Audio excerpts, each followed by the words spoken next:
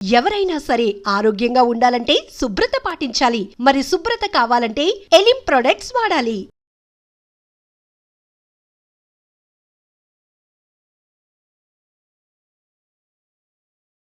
నమస్కారం, welcome to I dream. ధర్మ మార్గం విత్ విజిత కార్యక్రమానికి స్వాగతం. ప్రస్తుతం మనతో పాటు ఉన్నారు శ్రీ గాయత్రి పీఠాధిపతులు ఇటికరాల సుబ్రహ్మణ్య శర్మ గారు. ఇప్పుడు గురువు గారితో మాట్లాడి మరిన్ని విషయాలు తెలుసుకుందాం. మనకున్న సందేహాలన్నింటినీ కూడా నివృత్తి చేసుకునే ప్రయత్నం చేద్దాం. నమస్కారం అండి. నమస్కారం అమ్మా.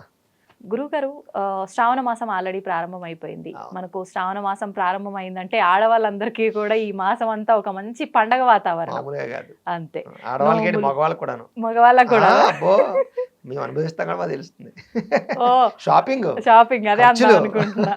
అంటే ఆషాఢ మాసంలో అయిపోతుంది కదా షాపింగ్. అయిపోతుంది కానీ అప్పుడు అయింది మర్చిపోతారు వాళ్ళు. మళ్ళీ ఆషాఢం వచ్చాక కొత్త వస్తాయి. ఆషాఢంలో పాత అమ్మేశారు, కొత్త స్టాక్ దిగింది ఇప్పుడు. అంచేత వద్దు, మాకు మళ్ళీ కొత్తవి కావాలంట. అందులోనూ అప్పుడు నార్మల్ ఫ్యాన్సీ పూజలకి పట్టువి కావాలి, స్పెషల్స్ కావాలి. అందులోని లేటెస్ట్ గా ఎవరితేనా పక్కింటి ఆవిడ కొనుక్కు వచ్చిందంటే అబ్బాయి నాకు పాతది అయిపోయింది, అది కొనుక్కుని పని చేయదు, ఇంకా ఇప్పుడు కొత్తగా వచ్చింది కావాలి, కొత్త స్టాక్ వచ్చిందని మొదలు పెడతారు. ఎలాగో మీరు ఇలా స్టార్ట్ చేశారు కాబట్టి ఇంక నేను క్వశ్చన్ కూడా తీసుకోను. నిజంగా ఇలా పూజలు వ్రతాలు నోములు అయినాయి అని అంటే ఖచ్చితంగా కొత్త వస్త్రాలు ధరించాల్సిందేనా నుంచే మనం ప్రారంభిద్దాం. ఖచ్చితంగా. ఇప్పుడు నేను కనుక అవసరం లేదని చెప్పాను అనుకోండి, నాకు మామూలుగా ఉండదు నా టార్గెట్ కామెంట్ రూపంలో. అని చేత మనం కామెంట్లను కాసేపు పక్కన పెడదామండి, వాస్తవం మాట్లాడుకుందాం. వాస్తవంగా అయితేనమ్మా ఉండడం మంచిది. నూతన వస్త్రాలు ధరించడం, నూతన వస్త్రాలు ఎందుకు ధరించాలన్న దాని విషయం వస్తే, నూతన వస్త్రాలకి అంటు ముట్టు మైలు సమస్య ఉండదు.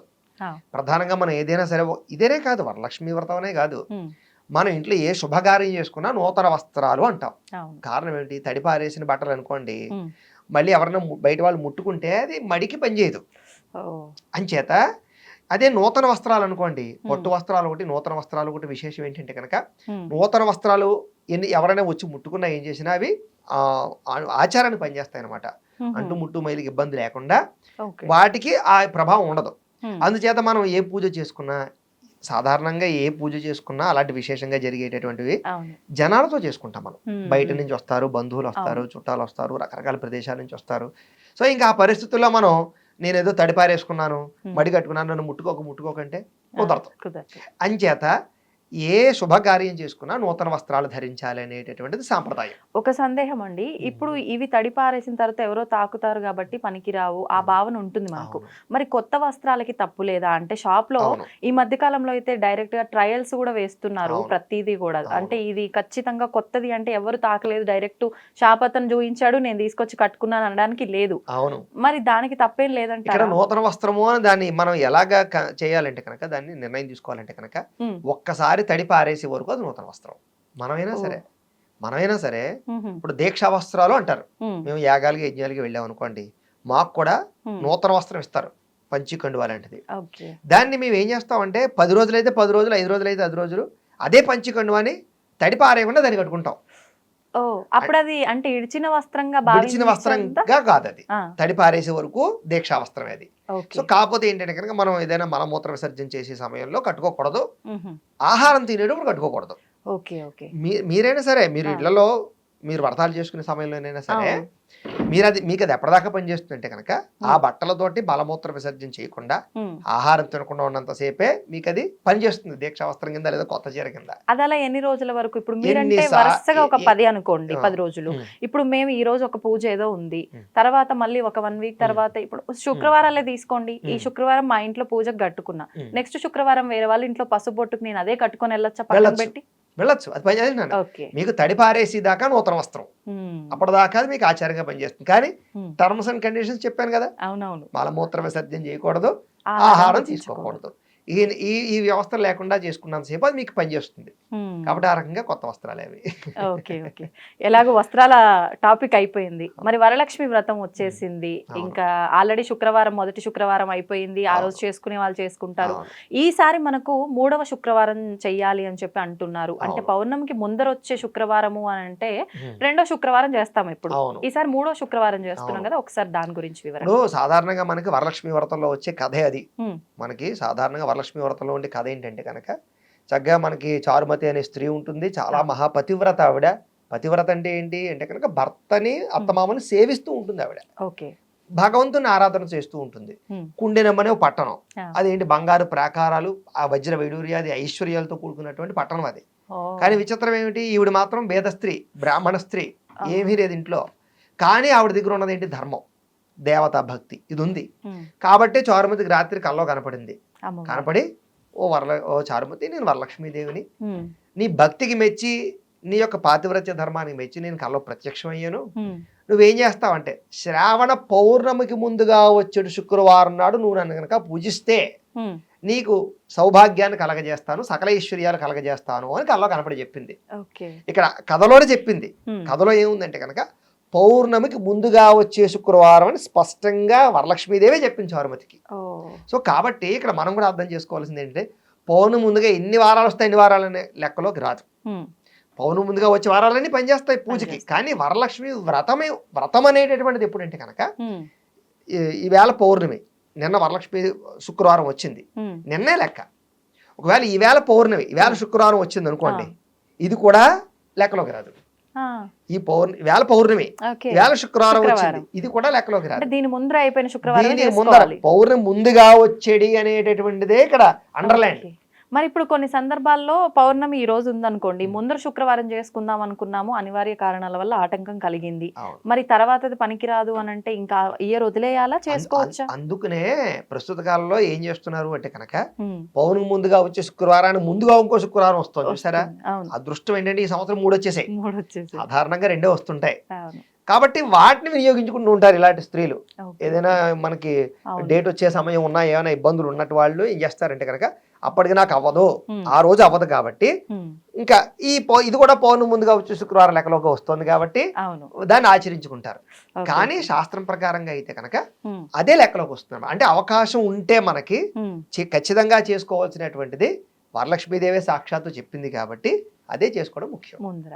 మరి ఇప్పుడు ఈ వ్రతాన్ని ఆచరించాలంటే రకరకాల సందేహాలు, అంటే ముందర తరం వాళ్ళు ఆచరించారా, అత్తమ్మ వాళ్ళ అత్తమ్మ అలా ఎవరైనా ఆచరించారా, లేదు అని అంటే ఎవరికి వాళ్ళు ఆచరించొచ్చా, వాళ్ళకు ఉంటేనే వంతను ఉంటేనే ఆచరించాలా, ఇది ఒక పెద్ద క్వశ్చన్ మార్క్ అయిపోయింది.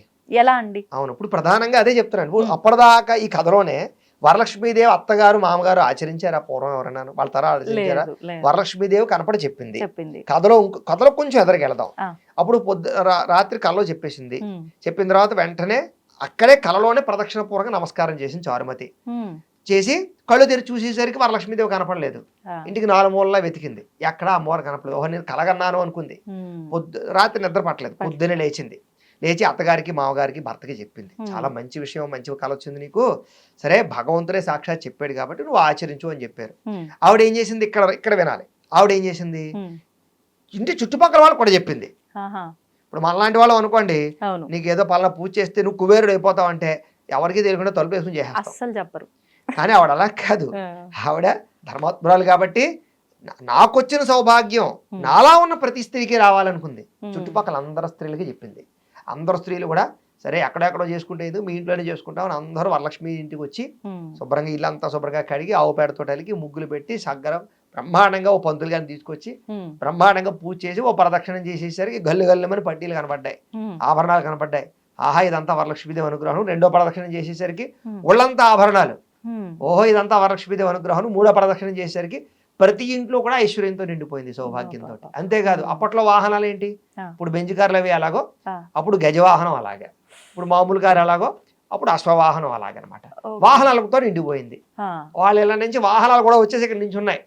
అంటే వాళ్ళకి సకల సౌభాగ్యాలు వాహనాలు వచ్చేసాయి అనమాట. అప్పటి నుంచి ప్రతి స్త్రీ కూడా మానకుండా ఈ వరలక్ష్మి వ్రతం ఆచరించడం ప్రారంభం చేశాయి. మరి వాళ్ళ అత్తగారు చేయలేదు, వాళ్ళ మామగారు చేయలేదు కదా. సో ఇక్కడ మనం దీన్ని బట్టి అర్థం చేసుకోవాల్సింది ఏమిటంటే ఈ వరలక్ష్మి వ్రతానికి ఆనవాయితీతో పని లేదు, మన పూర్వీకులు చేశారా అనే దానితో సంబంధం లేదు.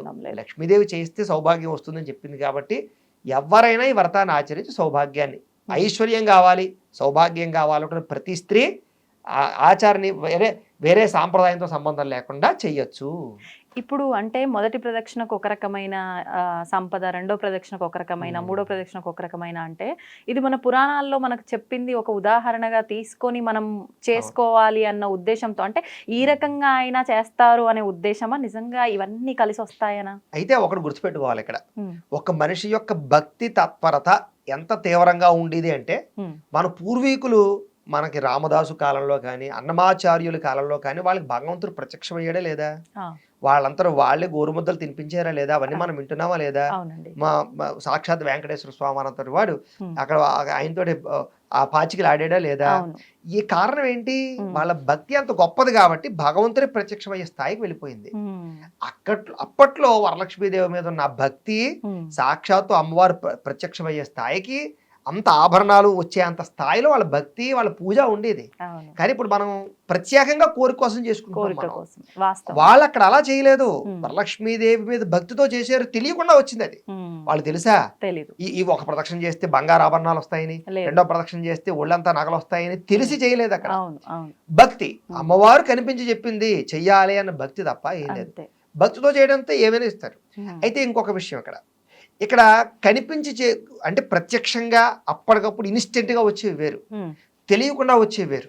ఇప్పుడు చాలా మంది ఉన్నారు వరలక్ష్మి వ్రతం చేసిన తర్వాత వాళ్ళ జీవితంలో అప్పులు తీరిన వాళ్ళు ఉన్నారు, ఐశ్వర్యం కురిసిన వాళ్ళు ఉన్నారు, పెళ్లిళ్ళు అయిన వాళ్ళు ఉన్నారు, ఎన్నో జీవితాల్లో మార్పులు వచ్చిన వాళ్ళు ఉన్నారు. అంటే ఒకేసారి అలా మన కళ్ళ ముందల వచ్చి కనిపించేంత కాకపోయినా సంవత్సరం ఇంప్రూవ్మెంట్. సింపుల్ ఎగ్జాంపుల్ చెప్తాను మీకు. రూపు పెట్టుకుంటారు ఎందుకుని అంటే, ఒక్కసారి బంగారం రూపు ప్రారంభం అయినటువంటిది అలా బంగారం ఇంకా పెరగడానికి మొట్టమొదటిసారి రూపుతో పూజ చేసుకున్నటువంటి ఆవిడ తర్వాత వచ్చే సంవత్సరం శుక్రవారం నెక్లెస్ పెట్టుకుని, ఆ తర్వాత వచ్చే సంవత్సరం వడ్డానం పెట్టుకుని పూజ చేసుకున్నటువంటి స్త్రీలు కొన్ని లక్షల మంది ఉంటారు. ఎవరి ఎక్స్పీరియన్స్ వాళ్ళు ఇప్పుడు అనుభవించుకుంటారు. నేను చెప్పింది నిజమా కాదా చూసుకోండి, వాస్తవం అండి, చూసుకోండి, గమనిస్తూ ఉంటాం కదా. అంతే, అది లక్ష్మీదేవి అనుగ్రహం. అంటే మీరు కథలో చెప్పినట్టుగా ఇలా తిరిగేసరి టింగ్ మనకి సినిమాల్లో ప్రత్యక్షమైనట్టుగా గ్రాఫిక్స్ గా జరగకపోయినా ఈ కాలంలో దాని ప్రభావం మనం ఖచ్చితంగా కాలంలో చూస్తాం. అంటే ఇది కలికాలం కాబట్టి మీరు అన్నట్టుగా అంత భక్తి ఉండడం తక్కువ, ఉన్నప్పటికీ కొన్ని ఆలస్యంగా అవుతాయి కానీ ఒకేసారిగా మనకు అది తెలియదు. అంటే మనం ఆ కథలో ఉండే వృత్తాంతాన్ని అర్థం చేసుకుని మనం భక్తిగా పూజ చేయాలి తప్ప, మనం ఇలా ఆ కథలో జరిగినట్టే మన నిజ జీవితంలో జరుగుతుంది టింగ్ మనకు అన్ని వచ్చేస్తాయి అనుకుంటే అలా అవ్వదు. మరి అంతా బాగుంది. అసలు ఈ వ్రతం ఎందుకు చేసుకోవాలి, చేసుకుంటే ఫలితం ఏంటి మాట్లాడుకున్నాం, ఎలా చేసుకోవాలో కూడా వివరించండి. ఖచ్చితంగా ఈ వ్రతం చేసుకోవడానికి ముఖ్యంగా ఏంటంటే కనుక, మనకి వ్రతాల కథలో చెప్పినట్టుగానే ముందు రోజు చక్కగా ఇల్లంతా శుభ్రంగా కడుక్కుంటాము. ముఖ్యంగా ఆ దేవతా మందిరం ఏదైతే ఉందో అది చాలా అద్భుతంగా దేదీప్యమానంగా, అంటే లక్ష్మీదేవంతర ఆవిడ వస్తుంది ఎంత రెడీగా. మనం మామూలుగా ఏదో మన ఇంటి చుట్టాలు వస్తారంటే మనం శుభ్రంగా అన్ని తుడిచేసి కడిగేస్తాం కదా, అలాంటిది ఆ సింహాసనం కానీ దేవుడి ఫోటోలు కానీ అక్కడ ఉండేవన్నీ చాలా అందంగా తయారు చేసుకోవాలి. లక్ష్మి ఎక్కడ ఉంటుంది, శుచి శుభ్రత ఉన్న చోట ఉంటుంది. కాబట్టి లక్ష్మీదేవి రావాలంటే మందిరం చాలా కళకళలాడిపోతూ ఉండాలి. కాబట్టి శుభ్రంగా అన్ని సామాన్లు శుభ్రంగా తోముకోవడం. సాధారణంగా అందరూ శ్రావణ మాసం ముందరే శుభ్రంగా క్లీన్ చేసేసుకుంటారు ఇవన్నీ. దాంతో పాటుగా ఏంటంటే కనుక శుభ్రమైనటువంటి పుష్పాలతో అలంకారం చేయాలి. ఇక్కడ పుష్పాల దగ్గరికి వచ్చేసరికి ఏముందంటే బంతి పూలు, రకరకాల పూలతోటే డెకరేషన్ చేస్తారు, గడ్డి పూలు, చెత్త చెదారంతో. అస్సలు అలా చేయకూడదు. ఎప్పుడైనా సరే మందిరంలో సువాసన రావాలి. జాజి పూలు, మల్లెపూలు, గులాబీ, ఇలా ఏదైనా సువాసన వచ్చేటటువంటి పూలతోటి డెకరేషన్ చేసుకోవాలి. అక్కడ ఆ మందిరంలో కూర్చున్నామంటే మనం ఒక పాజిటివ్ వైబ్రేషన్స్ ఎలా వస్తాయి మనకి చూడండి. మీరు మంచి స్మెల్ పీల్చండి, మీ స్ట్రెస్ రిలీఫ్ అవుతుంది ఖచ్చితంగా కదా. మంచి గంధం వాసన వస్తుంది మీకు ఎక్కడి నుంచో, తెలియకుండా స్ట్రెస్ రిలీఫ్ అవుతుంది. ఇప్పుడు మీకు ఆయుర్వేద పరంగా కూడా చూసుకున్నా, రాత్రి నిద్ర పట్టనటువంటి వాళ్ళకి గోరింటాకు వాసన పీల్చినా, లేకపోతే గంధాన్ని వాసన పీల్చిన, ఇలా కొన్ని ఉన్నాయి. వాసన పీలిస్తే నిద్ర బాగా పడుతుంది అంటారు. కారణం ఏంటి, బ్రెయిన్ స్ట్రెస్ రిలీఫ్ అవుతుంది. అర్థమైందా? సో మనకి పుష్పాలలో ఉండే గొప్పతనం ఏంటి, దైవానికి పుష్పానికి ఉండే సంబంధం ఏంటంటే, మనకి తెలియకుండానే మనలో ఉండేటటువంటిది ఏదైతే ఒక రకమైనటువంటి వేడుందో, లేకపోతే కోరికలు ఉంటాయో, లేకపోతే ఈ కలత ఏదైతే ఉంటుందో ఆ వాసనకి కూలవుతాయి. మనం పూజ చేసుకోవాలంటే చాలా కాన్సన్ట్రేషన్ గా, డిస్టర్బెన్స్ లేకుండా చేసుకోవాలి. ఆ పరిస్థితి నా వాసన కలగజేస్తుంది. అయితే మందిరం పుష్పాలతో అందంగా డెకరేషన్ చేసుకోవాలి. దాంతోపాటు ముఖ్యంగా వరలక్ష్మి అమ్మవారికి ఇష్టమైన కొన్ని పుష్పాలు ఉంటాయి. లక్ష్మీదేవి ఎందులో ఉంటుంది మనకు తెలుసు కదా, తామరలో ఉంటుంది ముఖ్యంగా. సో తామర ఖచ్చితంగా తెచ్చుకోవడం. అలాగే ముఖ్యంగా ఇంకా గులాబీ పువ్వులు కానీ, తామర పువ్వులు, కలువ పువ్వులు, అలాగే తెలుపు రంగు పుష్పాలు, ఇలాంటివన్నీ ఏవైతే మీకు లభ్యమవుతాయో అవన్నీ కూడా తెచ్చుకోవచ్చు. ఇవన్నీ తెచ్చుకుని దాంతో పాటుగా నైవేద్యాలు ఒకటి చాలా ఇంపార్టెంట్. అంటే 9 నైవేద్యాలు పెట్టాలంటే 9 కానీ 5 కానీ 3 కానీ మన ఓపిక. అమ్మవారిని పెట్టకపోతే కుదరదని ఎక్కడా చెప్పలేదు. అని చేత మన ఓపిక, అది కూడా మన భక్తి, అది కూడా చెప్తున్నాం కదా, మన శ్రద్ధా భక్తి ఇక్కడ ముఖ్యం. కాబట్టి మీ ఓపిక, మీకు ఎన్ని చేయగలిగితే అన్ని చేసుకోవచ్చు. పులిహార, పాయసం, చక్కెర పొంగలి, గారెలు, అరిసెలు, బూరెలు, ఇవన్నీ చేసుకోవచ్చు చక్కగా మీ ఓపిక. లేకపోతే కజ్జికాయలు ఎన్నో ఉన్నాయి, అరిసెలు, అప్పాలు, ఇప్పుడు ఈ నైవేద్యాలు కూడా మీరు చెప్పినట్టు అరిసెలు, బూరెలు ఇవన్నీ అంటే స్వీట్ షాపుల్లోంచి కూడా తీసుకొచ్చి పెట్టేస్తున్నారు, పర్వాలేదంట. అది చెప్తున్నాం కదా, అక్కడ మీ భక్తి అక్కడ అమ్మవారు చూస్తుంది. మీరు కొనుక్కు తెచ్చినటువంటి పెట్టి పరిస్థితి వచ్చింది అంటే కనుక దాని అర్థం ఏంటి, మీరు మీ స్థాయికి తగ్గ చేయలేకపోతున్నారు. ఎవరు తెమ్మన్నారు, లక్ష్మీదేవి చెప్పలే కదా. నువ్వు భక్తిగా ఉత్తి పరమాణం ఉండి పెట్టు, ఏ తిన్నంటుందా నీ వరాణం అంటుందా అంటే నువ్వు నీ స్థాయికి మించిపోయి, నీ ఓపిక మించిపోయి నువ్వు బయట నుంచి తెచ్చేసి ఇచ్చేస్తే అమ్మవారేం వరాలు కురిపించేయదు. అలానే నువ్వు కాదని చెప్పడం లేదు, పెట్టడంలో తప్పేమీ కాదు. స్వీట్స్ బయట నుంచి కొని తెచ్చుకుని అమ్మవారి నైవేద్య పెట్టడంలో తప్పేమీ లేదు. కానీ అంత అవసరం లేదు. అలా పెట్టకపోతే కుదరదు, 9 పెట్టాలి, 11 పెట్టాలి, లేకపోతే అమ్మవారు అనుగ్రహించదు, పక్కింటికి వెళ్ళిపోతుంది, అది ఇంటికి రాదనే పరిస్థితి లేదు. అదంతా మన ఆలోచన. భక్తి ముఖ్యం. పరవాన్నం పెట్టండి చాలు, అన్నం పరవాన్నాన్ని, పాయసాన్ని, పులిహార చేసి పెట్టండి చాలు, ఇంకేమీ అవసరం లేదు. ఒక స్వీట్, ఒక హాటును. ఇప్పుడు చాలా మంది నైవేద్యాల విషయం అయితే ఒక క్లారిటీ ఇచ్చేసిండ్రు. అంటే నైవేద్యమైన 9, తోరం కూడా 9 కడతాం కాబట్టి తోరం దగ్గరికి వచ్చేసరికి 9 పోగులు అంటే దారాలు ఉంటాయి కదా, అవి 9 ఉండాలి. 5 పువ్వులు, అర్థమైందా మీకు? 5 పువ్వులు 9 దారా పువ్వులతో కలిపినటువంటి తోరాలను కట్టుకుని అక్కడ అమ్మవారికి ఒకటి, మనకొకటి, మనతో పాటు ఎవరైనా ముత్తైదులు పూజ చేసుకుంటే వాళ్ళకి కలిపి తోరాలు కట్టుకుని పూజ చేసుకోవాలి. పూజలోనే తోర గరిద పూజ ఉంటుంది. ఏ పువ్వు కట్టినా పర్వాలేదంటారా? మందార పువ్వులు కట్టుకోవచ్చు, లేకపోతే ఏవైనా కట్టుకోవచ్చు. ఇప్పుడు ఆ తోరం అమ్మవారి దగ్గర పెట్టి పూజ అంతా అయిపోయిన తర్వాత మనం ధారణ చేయాల్సి ఉంటుందా, ముందరేనా?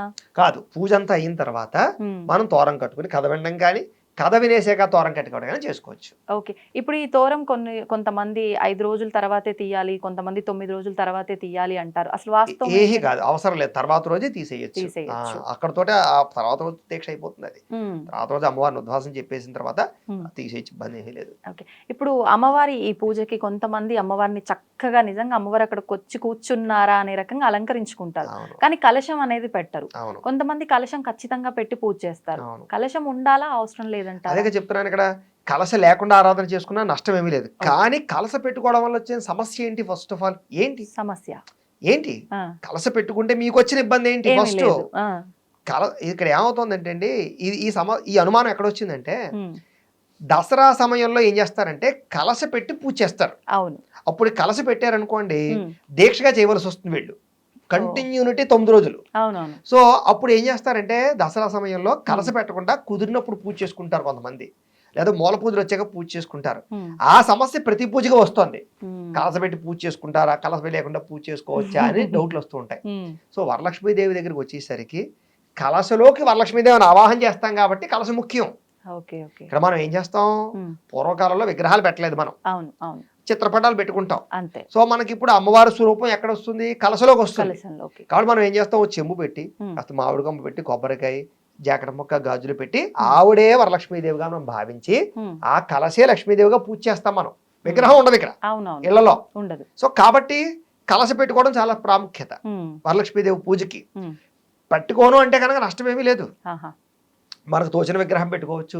లేకపోతే ఇప్పుడు డెకరేషన్ చేస్తున్నారు చూసారు మీరు అన్నట్టుగా, అమ్మవారి మోహన్ తెచ్చి రకరకాలుగా డెకరేషన్ చేస్తున్నారు, అలాగైనా చేసుకోవచ్చు. కానీ కలశ పెట్టుకోవడం అనేటటువంటిది శాస్త్ర ప్రకారంగా. ఇప్పుడు ఈ కలశంలో కూడా కొంతమంది నీళ్లు పోసి పసుపు కుంకుమ ఒక నాణెం వేయాలంటున్నారు, కొంతమంది బియ్యము పసుపు కుంకుమ అంటున్నారు. అసలు వేయాల్సింది ఏంటి కలశం? ఇక్కడ ఏమిటంటేనమ్మా, కలశారాధనలో అనేక రకాల ఆచారాలు ఉన్నాయి. ఇప్పుడు నార్త్ ఇండియా ఆచారంలో బియ్యం పోయడం, రకరకాలు వేయడం, ఇంకా అనేక రకాలు వేస్తుంటారు, వాళ్ళు యాలకులు వేస్తుంటారు, ఒక్కొక్క సాంప్రదాయం సుగంధ ద్రవ్యాలు వేస్తూ ఉంటారు. అందులో కూడా మళ్ళీ ముంబై కేసు వెళ్తే ఒక ఆచారం, వెస్ట్ బెంగాల్కి వెళ్తే ఒక ఆచారం, ఢిల్లీ కేసు వెళ్తే ఒక ఆచారం, కలసారాధనలోనే ఉన్నాయి అంటే ప్రాంతీయ ఆచారాలు అవి. కలసారాధన అనేది ప్రాంతీయ ఆచారం. అంచేత మనం ఏదో మనకు నార్త్ ఇండియా వాళ్ళు వచ్చి చేసే పూజలు చూసాం అనుకోండి, ఇవన్నీ వేయాలి. సో మన ఆచారం అంటే మన హిందూ సంస్కృతి, మన సౌత్ ఇండియన్ ప్రకారంగా చూసుకున్నట్లయితే కనుక కలసలో జలం పోయడం అనేటటువంటి మన ఆచారం. కాబట్టి నీళ్లు పోసుకుని మామిడి కొమ్మ వేసుకుంటూ సరిపోతుంది. ఇప్పుడు పైన కొబ్బరికాయ అంటే పీచు తీసిన కొబ్బరికాయని పెడుతున్నాం, కానీ కొంతమంది కొబ్బరి బోండం పెట్టాలి అంటున్నారు. ఏది పెట్టాలంటే కొబ్బరికాయ పెట్టుకోవడమే శ్రేష్టం. కాయ పెట్టుకోవడమే శ్రేష్టం. ఈ కలశంలో నీళ్ళని మనం చెట్లకు పోసుకోవాలా, ఏం చేయాల్సి ఉంటుంది? ఈ పూజ అంతా అయిన తర్వాత నీళ్ళు ఏవైతే ఉంటాయో ఇవి చెట్లకి పోసుకోవచ్చు, తులసి కోటకు పోయొచ్చు, నదిలోనూ పోయొచ్చు, ఎందులోనైనా పోయొచ్చు. కానీ ఎవరైనా తొక్కేటటువంటి ప్రదేశంలో పోయకూడదు. ఓకే. ఇప్పుడు మనం ఏ పూజ చేసినా, ఎలాంటి శుభకార్యం మొదలు పెట్టినా ఫస్ట్ గణపయ్యని ఆరాధించిన తర్వాతే మనం మిగతా అన్ని చేస్తాం. ఈ పూజలో కూడా మొదటగా మనం పసుపు గణపతిని ఆరాధించిన తర్వాతే వ్రతం ఆచరించాల్సి ఉంటుందా? ఖచ్చితంగా. అసలు ఏ వ్రతము చేసినా, ఏ పూజ చేసినా విఘ్నేశ్వర పూజ చేయింది పని చేయదు అని చెప్పేసి భగవంతుడు వరాలు ఇచ్చారు కాబట్టి ఖచ్చితంగా విఘ్నేశ్వర పూజ చేసి తీరవలసిందే. ఓకే. మరి వరలక్ష్మి వ్రతం అంతా అయిపోయిన తర్వాత ముత్తైదులకు వాయనం ఇవ్వందే ఈ వ్రత ఫలితమే ఉండదు అంటారు. ఒక్కసారి దాని గురించి కూడా ఖచ్చితంగా. ఈ వాయినాల దగ్గరికి వచ్చేసరికి అంటేనమ్మా, అంటే మనకి శ్రావణ మంగళవారాలు ఇచ్చేటటువంటి వాయినాలు వేరు, ఈ వాయినాలు వేరు. ఇది కూడా ఏంటంటే కనుక ఇంటి ఆచారాన్ని బట్టి వస్తుంటాయి. వాయినాల దగ్గరికి వచ్చేసరికి ఇంట్లో పెద్దల ఆచారం, వాళ్ళ ఇంట్లో ఎలా ఆచారం ఉందో, ఏవో కూడా ఆచారం ఉందో ఆ రకంగా ఇచ్చుకుంటూ ఉంటారు అనమాట. వాయినాలు అనేటటువంటి దానికి ఇలా ఇవ్వాలనేటటువంటి వరలక్ష్మి పూజకి లేదు. ఇప్పుడు శ్రావణ మంగళగౌరి వ్రతానికి అయితే ఉంది. అంటే మొట్టమొదటి వారం 5, రెండో వారం 10 అలాగే పెంచుకోవడం కానీ, లేదా మొట్టమొదటి సంవత్సరం వరుసగా 4 వారాలు కానీ 5 వారాలు కానీ 5 వాయినాలు ఇచ్చుకోవడం కానీ అనేటటువంటిది శ్రావణ మంగళవారాల్లో ఉంది. ఈ వరలక్ష్మి వ్రతానికి ఇంటి ఆచారాన్ని బట్టి వాయినాలు పెట్టుకునే విధానం ఉంటుంది. ఓకే. ఇప్పుడు అంటే ఈ వాయనం ఇచ్చినప్పుడు ఎవరొచ్చినా ముత్తైదుని అమ్మవారి రూపంగా భావిస్తాం కాబట్టి మనకన్నా వయసులో పెద్దవారైనా చిన్నవారైనా అంటే కాళ్ళకి పసుపు రాయటము, నమస్కారం చేయడము కాళ్ళకి, ఇదంతా ఆచరించాల్సిందే. ఏం చేత చిన్న అయినా సరే. కారణం ఏంటి? మనం వచ్చినటువంటి వారిని ఒక మనిషిలా చూడటం లేదు, సాక్షాత్తు గౌరీదేవిలా చూస్తున్నాం మనం. సో మన ఇంటికి గౌరీదేవి వచ్చింది, యాజ్ ఇట్ ఈస్ గౌరీదేవి, ఇంకేం అనుమానం లేదు. కాబట్టే కాళ్ళకి పసుపు రాయడం, అలంకారాలు చేయడం, చక్కగా వాయనం ఇచ్చి అదే భావనతో మనం ఆశీర్వచనం తీసుకుంటాం ఆవిడ దగ్గర. అప్పటిదాకా ఆవిడ గౌరీదేవే. తీసుకునే వాళ్ళు ఇచ్చేవాళ్ళు ఏదైనా మంత్రం గానీ శ్లోకం గానీ చేసుకోవాలా? వాయనాలకి ఏ మంత్రాలు శ్లోకాలు ఉండవు. ఇస్తేనేమో వాయనం, పుచ్చుకుంటున్నామో వాయనం, అంతే అంతే. ఇప్పుడు ఈ రోజున ఈ వ్రతము ఇదంతా అయితే ఎలాగో ఆచరిస్తాము, మరి అమ్మవారికి సంబంధించి ఏమైనా నామాలు, స్తోత్రాలు ఇలాంటివి ఆ రోజున పారాయణ చేయాల్సినవి ఏమైనా? ఓల్డ్ స్తోత్రాలు ఉన్నాయి లక్ష్మీదేవికి సంబంధించినటువంటివి. కనకదార స్తోత్రం చదువుకోవచ్చు, అష్టలక్ష్మి స్తోత్రం చదువుకోవచ్చు, పాటలు ఉన్నాయి పాడుకోవచ్చు.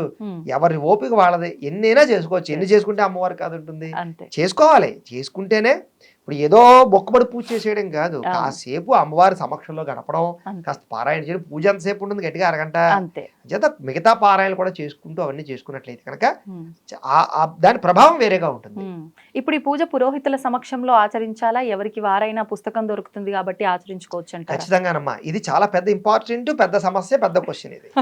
ఇక్కడ ఏమవుతుందంటేనమ్మా, వరలక్ష్మి వ్రతం దగ్గరికి వచ్చేసరికి ఖచ్చితంగా భక్తి ఖచ్చితంగా ఉంటుంది, శ్రద్ధ ఇంకా ఎక్కువ ఉంటుంది, సాటిస్ఫాక్షన్ చాలా ఇంపార్టెంట్ ఇక్కడ. ప్రతి ఒక్కరు చూడండి, ఎవరైనా ఏ స్త్రీ అయినా సరే వరలక్ష్మి వ్రతాన్ని చాలా కాన్సన్ట్రేషన్ గా చేస్తారు, రాజీ పడరు ఎందులోనూ కూడా. వాళ్ళు చాలా లైఫ్ లో సంవత్సరంలోకి ఇంపార్టెంట్ వ్రతం ప్లానింగ్ ఉంటుంది. ఆ సంవత్సరంలో ఇంపార్టెంట్ వ్రతం వాళ్ళకి వరలక్ష్మి వ్రతం. సో ఆ సమయంలో వాళ్ళకి అన్ని దొరుకుతాయి వీళ్ళకి. కానీ ఎక్కడ డిసప్పాయింట్ అవుతారంటే పురోహితుడు దొరకని విషయంలోనే. కానీ దురదృష్టం ఏంటి, లక్షలలో చేసుకునే వాళ్ళు ఉన్నారు, పురోహితులు 100లో ఉన్నారు. సో ఇప్పుడు అంతమందికి ఎలా పురోహితులు చేయించగలరు? సో పాపం పురోహితులు దొరికితే నిజంగా చాలా అదృష్టవంతుడు వాడు. నిజంగా ఆ రోజు పురోహితుడు దొరికితే అదృష్టవంతుడు. కొంతమందికి ఆ పురోహితులు దొరికినా కూడా వీళ్ళకి కొంతమంది సాటిస్ఫాక్షన్ అవరం. ఎందుకంటే ఇలా చేయించే పురోహితులు అంటే పర్ఫెక్ట్ గా చేయించే పురోహితులు అలవాటు అయిపోయిన వాళ్ళకి ఏం చెప్పని కొంచెం సాటిస్ఫై అవ్వరు. కొంతమంది ఏం చేస్తారంటే ఫస్ట్ నుంచి కూడా ఇంక పురోహితులు దొరకరా బాబు అనుకుని అలవాటు అయిపోయిన వాళ్ళు, తల్లిదండ్రుల నుంచి అలవాటు చేసుకున్న వాళ్ళు, పుస్తకం చూసి చదువుకోవడం అలవాటైన వాళ్ళు ఉంటూ ఉంటారు. అయితే ఈ మధ్యకాలంలో ఈ మీడియా మాధ్యమాలు వచ్చిన తర్వాత మాలాంటి వాళ్ళం ఈ వ్రతాలు చేయడం, అవి చూసి చేసుకోవడం చేసుకుంటూ ఉన్నారు. సరే, ఏది ఏమైనా కూడా పురోహితులు వచ్చి చేస్తే శ్రేష్టం. చాలా ఇంపార్టెంట్ గా బ్రహ్మలేని పూజ పనిచేయదు అని కదా. అంచేత ఉండడం మీకు ఇంకో చాలా మంది ఏం చేస్తారంటే ఉమ్, పురోహితులు దొరికిన అవకాశం ఉన్నా కూడా ఆ డబ్బులు ఇవ్వాలనో లేకపోతే ఆయన వచ్చే టైం కుదరదనో రకరకాల కారణాల చేత చదివేసుకోవచ్చులే లేకపోతే ఏదో వీడియో చూసి చేసేసుకోవచ్చులే అనుకుంటూ ఉంటారు. ఉమ్, అది చాలా పొరపాటు. ఓకే. ముఖ్యంగా మీకు పురోహితుడు దొరికితే అవకాశం ఉంటే ఫస్ట్ పిలుచుకోవడం. ప్రిఫరెన్స్ అదే ముఖ్యం. ఏం చేత బ్రాహ్మణ పూజ ఉంది ఆ రోజు. ఉమ్, ఇక్కడ వరలక్ష్మి వ్రతంలో ముఖ్యంగా కథలోనే చెప్పాడు, ఆహా, పూజ చేయించినటువంటి బ్రాహ్మడికి దక్షిణ తాంబూలాలు ఇచ్చి ఆశీర్వచనం చేసి వాడితో భోజనం చేయమని. సో నాన్ బ్రాహ్మిన్స్ అనుకో భోజనం చేయరు ఇంట్లో కాబట్టి స్వయం పాకం ఇస్తారు. దాని బదులు ఉమ్, ఉమ్, వస్త్రాలు అవి కూడా వస్త్రదానం అదే చేసుకుంటారు. అవును. సో అక్కడ వరలక్ష్మి పూజకితో పాటుగా బ్రాహ్మణ పూజకి విశేషం ఉంది అక్కడ. ఉమ్, సో బ్రాహ్మణుడు దొరికాడంటే మీకు వరలక్ష్మీదేవి అనుగ్రహం కలిగినట్టే ఆ రోజు. ఓకే. మరి ఇప్పుడు ఇంతకీ అమ్మవారు లక్ష్మీ అమ్మవారి ఆరాధన అనగానే ఎక్కువగా మనం సాయంకాలంలోనే పూజ చేస్తూ ఉంటాము, అవును. దీపావళి టైంలో కానివ్వండి అవును, మామూలుగా. అవును. ఈ రోజున మరి ఈ వ్రతం పొద్దున్న ఆచరించాలా సాయంత్రం అదే ఆచరించాలా? చెప్తాను, ఈ వ్రతం ఆచరించడానికి సాయంత్రం దాకా ఉపవాసం ఉండవలసిన అవసరం అయితే లేదు. ఓకే. ఉపవాసం ఉండగలిగి చేస్తాను అనుకున్న వాళ్ళు ప్రదోషకాలలో చేసుకోవచ్చు. ఇక్కడ సమస్య ఏమిటంటే ఉపవాసం ఏమీ తినకుండా ఉండాలి కాబట్టి ఆ, అంతసేపు ఉండలేకపోతున్నారు కాబట్టి అందరూ ఉదయాలే చేసేసుకుంటున్నారు. కూర్చోండి. కుదరక ఉమ్, చాలా మంది. ఇంకో విషయం ఉంది, వాళ్ళు ఒక్కళ్ళే కాదు కదా, అవును, ఇప్పుడు నైవేద్యం పెట్టేదాకా ఇంట్లో వాళ్ళ వరకే ఆ ప్రసాదాలు కానీ ఆహారం ఆగాల్సిందే. కానీ తినడానికి ఉండదు. అవును. సో ఇవన్నీ పెద్ద సమస్యలు. ఉమ్, అందుచేత ఏంటంటే ఉదయాన్నే చక్కగా పూజ చేసేసుకుని భక్తిగా ప్రసాదం తీసేసుకోవడం అనేటటువంటిది అవస్థ వస్తుంది. కానీ అది ఉత్తమం. చేసుకోగలిగితే ప్రదోషకాలం వరకు కూడా ఉపవాసం చేసుకున్నా ఇంకా విశేషం. ఉమ్, ఇప్పుడు ఒకవేళ పొద్దున్న పూజ చేసుకున్నాం అనుకోండి, ముత్తైదువులకి ఒకవేళ ఈవినింగ్ వాయినాలు ఇవ్వాల్సి వస్తే తినొచ్చా? తిన్న తర్వాత పని ఇవ్వచ్చా? చేయదు, పని చేయదు. భోజనానికి ముందరే ఇచ్చేసుకోవాలి. ఆయన ఇచ్చుకున్న తర్వాత భోజనం చేయాలి. ఓ, అంటే వ్రతం యొక్క కాన్సెప్ట్ అక్కడితో కంప్లీట్ అవుతుంది. కంప్లీట్ అవుతుంది. ఉమ్. మధ్యలో బ్రేక్ ఇచ్చి భోజనం చేసి పడుకుని ఖాళీగా ఉండబడిస్తారంటే అలా కుదురుతుంది. Okay, okay. సంతోషం గురుగారు, చాలా చక్కటి వివరణ ఇచ్చారు. చాలా సంతోషం. ధన్యవాదాలండి. ధన్యవాదాలు. నమస్కారం.